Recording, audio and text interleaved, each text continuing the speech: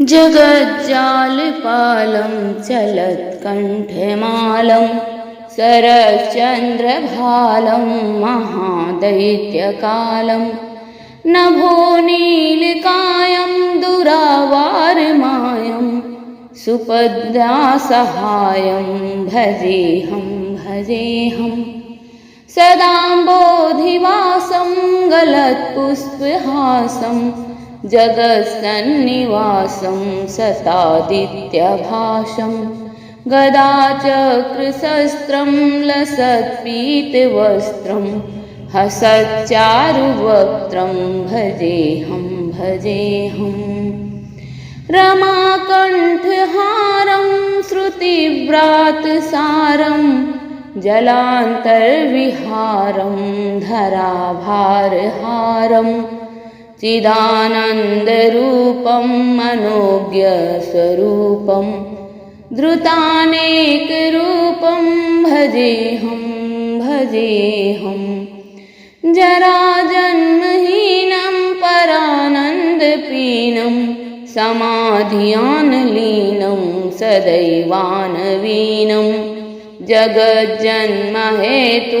सुरानीककेतुं त्रिलोकैकसेतुं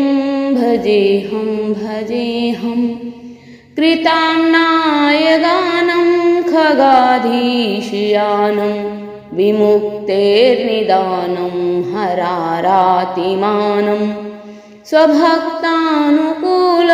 जगद्वृक्षमूलं निरस्ताटशूलं भजेऽहं समस्तामरेशं द्विरेफाभकेशं जगद्विम्बलेशं हृदाकाशदेशं सदा दिव्यदेहं विमुक्ताखिलेऽहं सुवैकुण्ठगेहं भजेऽहं सुरालीबलिष्ठं त्रिलोकीवरिष्ठं गुरूणां गरिष्ठं स्वरूपैकनिष्ठं सदा युद्धधीरं महावीरवीरं महाम्भोधितीरं